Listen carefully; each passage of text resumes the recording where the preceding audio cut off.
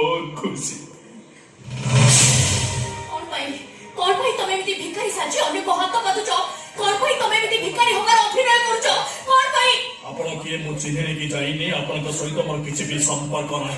तमे संपर्क काटी देई पारो हेले मु नुहे। कहि मु झियो बोली कहि तमे संपर्क काटी देई पारो हेले मु पारिबिनी।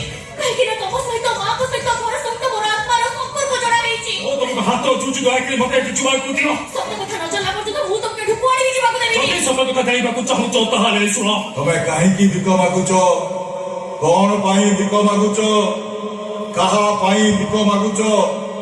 ए कथा जेमिति केही न जानंती।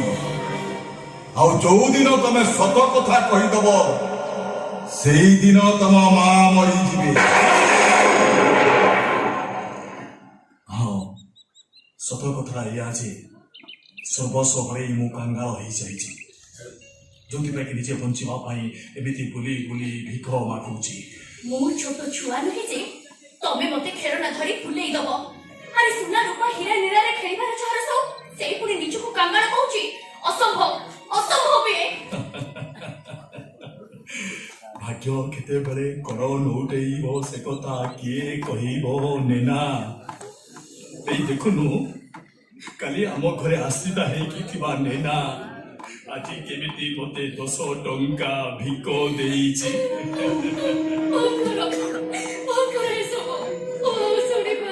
नेना गोटे छुटिया अनुरोध करी मो कथा रखिब।